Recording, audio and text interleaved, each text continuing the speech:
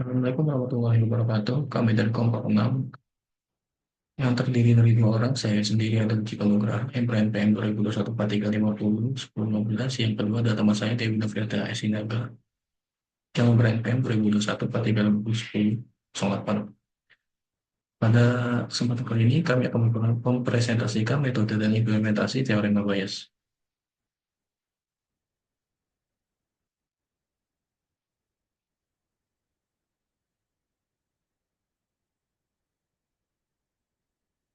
Pengertian teorema Bayes.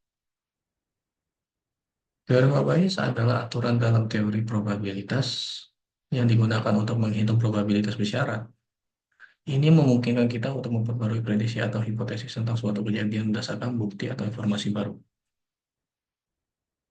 Sejarah teorema Bayes. Teorema Bayes dinamai berdasarkan orangnya sendiri, yaitu Thomas Bayes, yang lahir pada 1701 dan meninggal pada tahun 1761.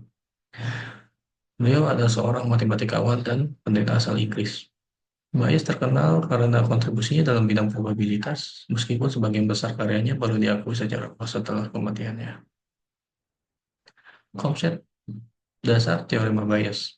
Konsep dasar teorema Bayes adalah menggunakan probabilitas awal atau disebut prior probability untuk memperbarui keyakinan terhadap suatu kejadian setelah adanya bukti atau evidence.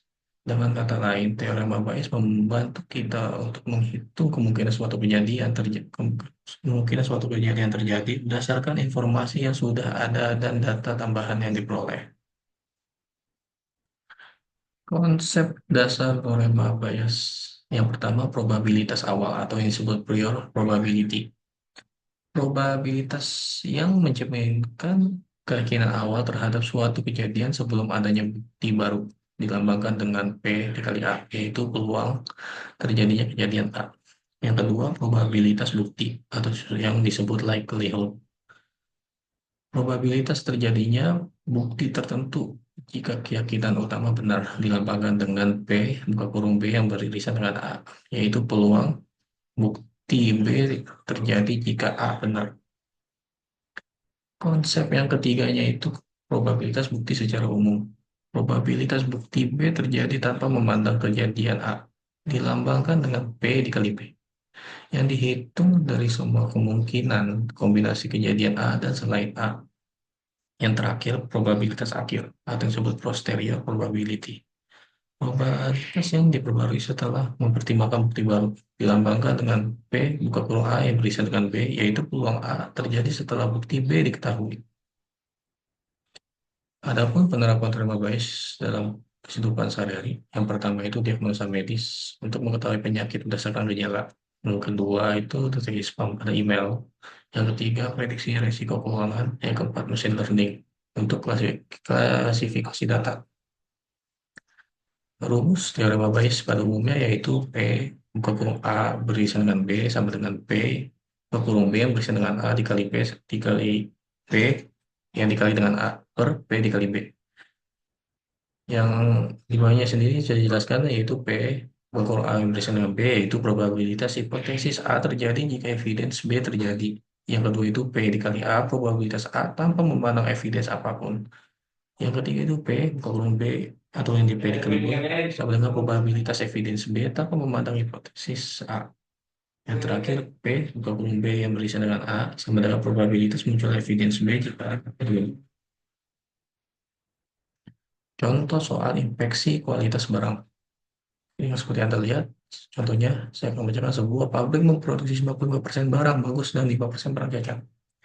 Sistem inspeksi mendeteksi barang cacat dengan yang pertama itu akurasi deteksi barang cacat, buka kurung positif yang berisian dengan cacat, sama dengan 98. Yang kedua itu false positive rate, buka kurung positif yang berisian dengan bagus sama dengan 2. Jika hasil inspeksi menunjukkan positif, berapa probabilitas barang tersebut benar-benar cacat?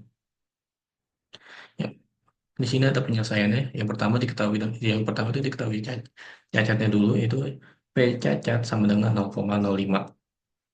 Yang kedua itu P bagus sama dengan 1 dikurang P cacat sama dengan 0,95. Satunya itu dikurang dengan 0,05 yang hasilnya 0,95.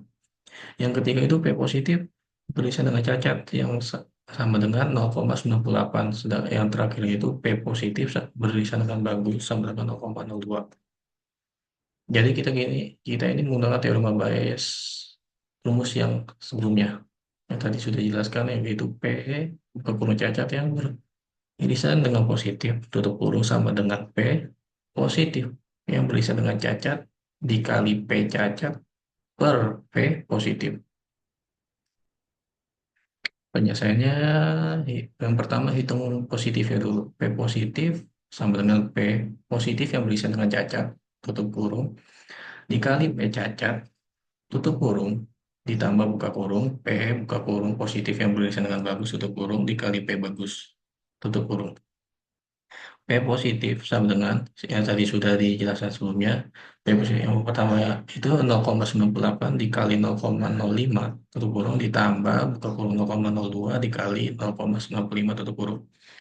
P positif sama dengan hasil dari 0,98 dikali 0,05 yaitu 0,049 ditambah hasil dari 0,02 ditambah 0 dikali 0,95 yang hasilnya 0,019 ditambah jadinya 0,049 ditambah 0,019 sama dengan 0,068.